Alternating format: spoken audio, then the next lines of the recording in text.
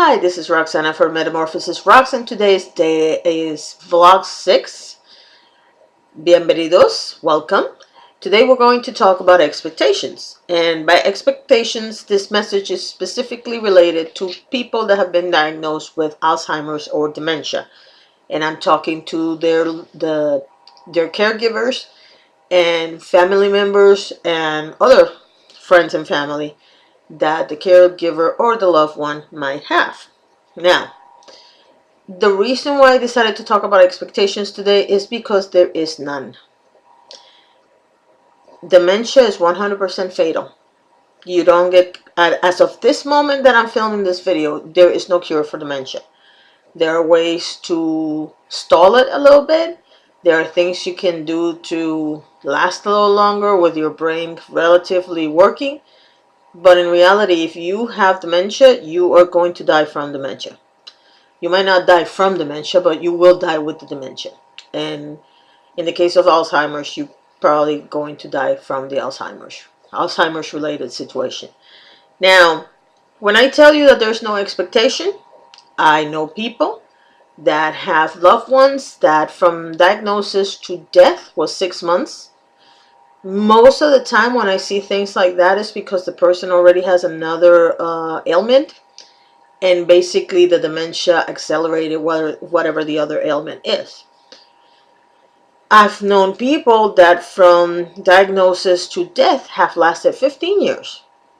I know people that are relatively conscious, and by relatively conscious what I mean is that they can talk to you the entire time until they die. They might not make a lot of sense, but they can carry a conversation even if they don't remember what they said 5 minutes ago. And the entire time they have the disease until they die. And I know people that spend a couple years in a sort of vegetative state in a bed. They can't talk, they barely can eat. Sometimes they are under they have liquids going through their veins and that sort of thing because they can't eat anymore, etc. Every case is very different. I think that's one of the most frustrating things about this situation. I also want you to understand that when you meet somebody whose loved one has Alzheimer's, it takes all kinds. I know people that have been taking care of their loved ones for years, sometimes 10, 15 years. I know people like myself who took care of their loved one for a little while, and then they had to put him in a facility because the strain on their own lives was too much. I got really sick after 10 months. In my case, because my mother, to give you an example, would wake up in the middle of the night 3 or 4 times a night. And then you might have one day when she wakes up at 1, at 3, at 5, and then she would sleep until it was time to wake up. The next day, she might wake up once at 2 o'clock in the morning. And the next day, she might wake up 4 times. So it's not like they wake up every night at the same time, because then you could get some sleep because you know exactly when they're going to wake up. But that doesn't work that way when you have somebody with dementia. The other thing I can give you an example of is there's people that have the ability, because of the way the Medicaid is administered in their state, they have the ability to have Medicaid while the person is at home. In my case, I live in the state of Florida, and Medicaid doesn't help you when you're home. They have to be in a facility. I wish they would change that particular rule, but you know, when you see that the federal government is not, they give the funds, but the states, each state divides the funds however, it just, I don't know. I don't get involved in that part of the situation. I think I need to learn a little more about that. But I can tell you it's very frustrating when you live in a state that doesn't help you that much in terms of Medicaid when you want to keep them in the home. Because I can tell you right now, if I would have had the ability to have a nurse to take care of her at night while we slept, she would still be here, to be honest with you. Because somebody would be able to let us sleep and keep an eye on her.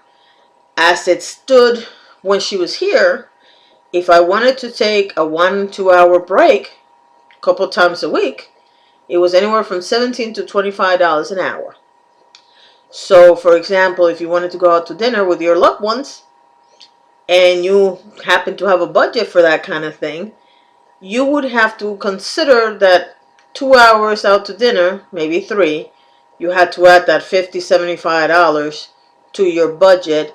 And then, let's face it, you're going to end up eating at McDonald's because you can't afford to have a nice dinner anywhere, because you have to take into account that that money has to go for the nurse.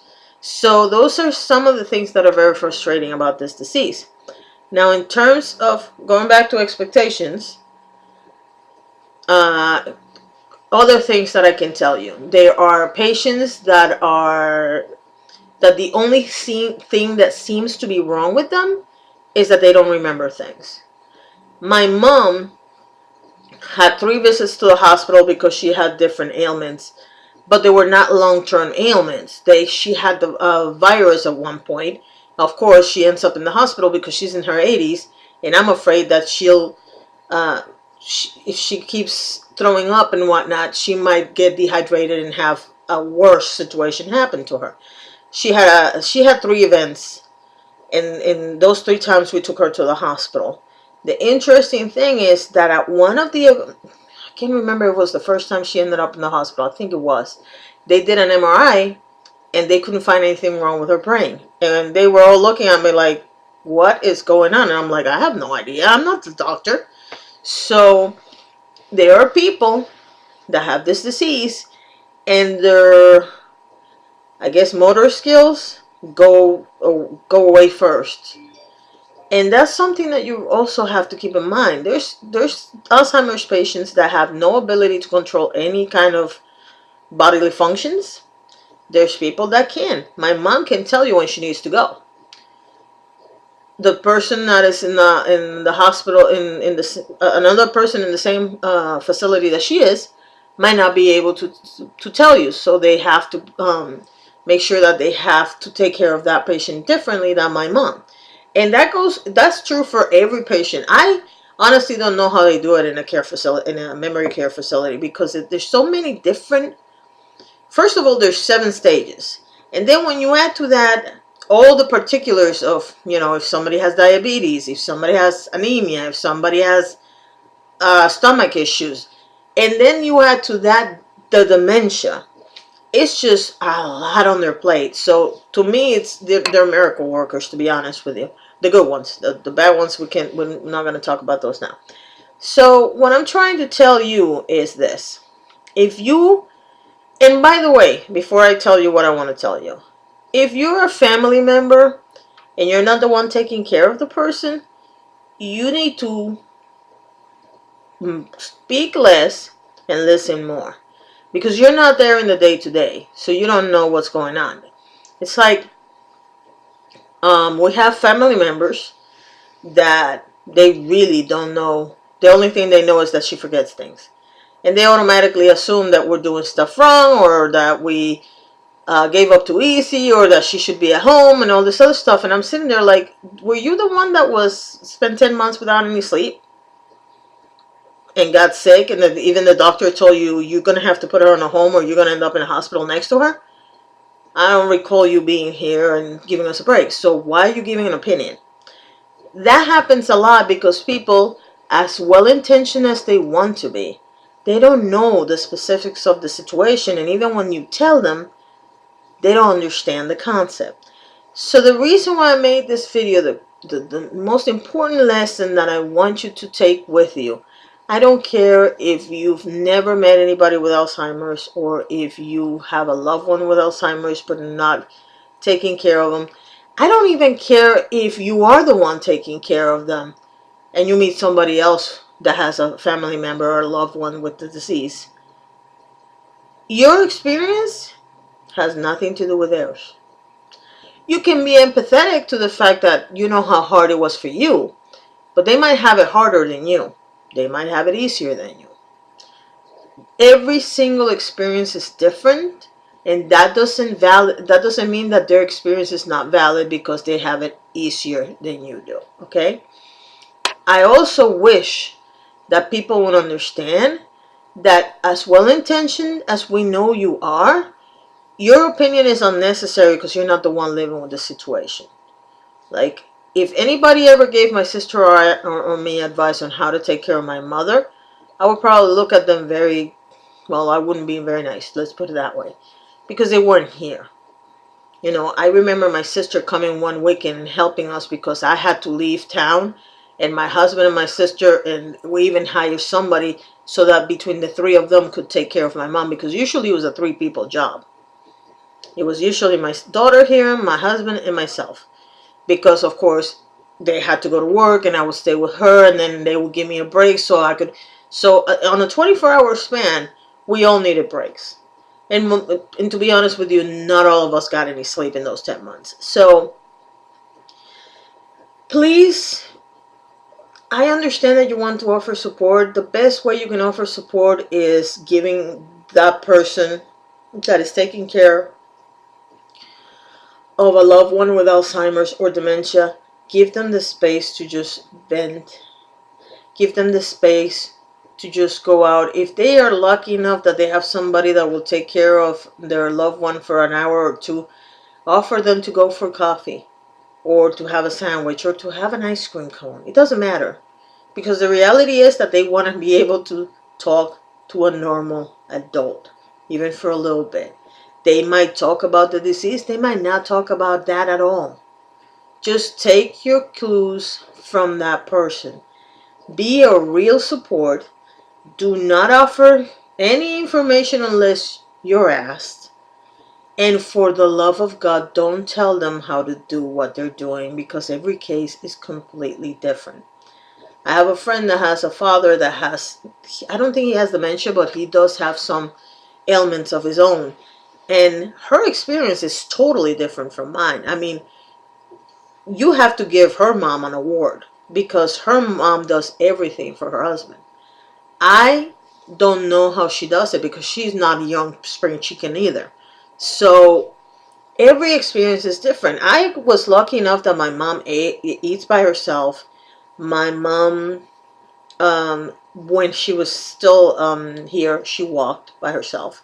She's on a wheelchair now, but she can manage that sucker like, I mean, I could put her to race. If there was a wheelchair race, I'm pretty sure my mom would win. I can tell you that much. So she's adaptable. She is capable of adapting to situations.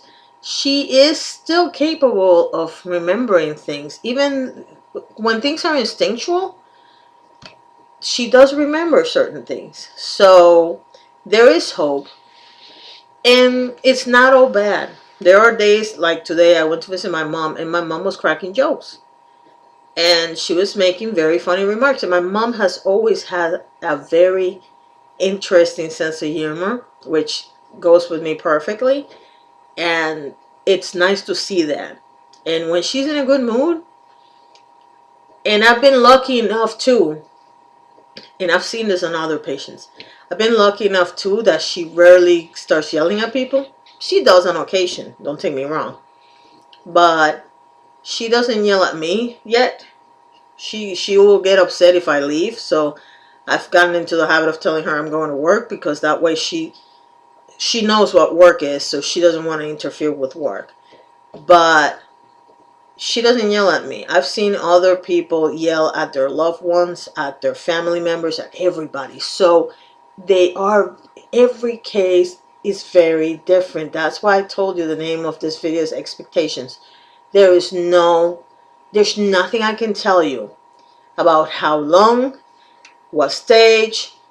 This doesn't happen in, okay, 3 months in this stage, 6 months in this, but no, it doesn't happen that way.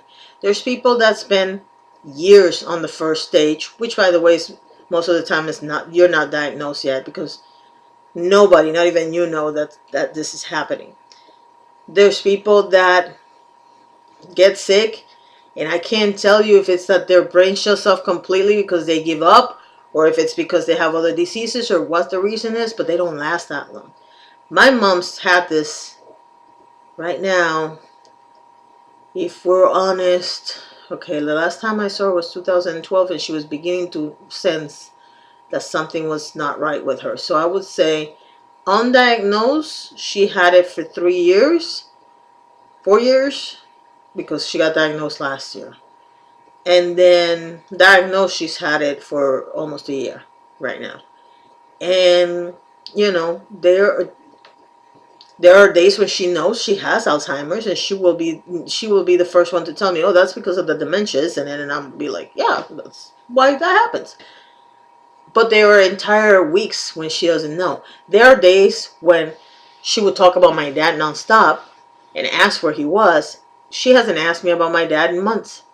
So every single case is different. Just try to be a support. Keep in mind that there is no set rules on how to take care of this. Find a group of people, a support group, whether it's online or by your house. Approach the Alzheimer's Association for resources. They're really good at that. And just keep in mind that every state has different rules about Medicare and Medicaid in case you don't have insurance or the kind of money you need to help them with that situation, or they don't have the money, so that you can find out exactly what you can get, how you can get it, etc. And other than that, if you have any questions, leave them below. If I don't know the answer, I'll find it for you. Thank you very much for watching, and have a great day.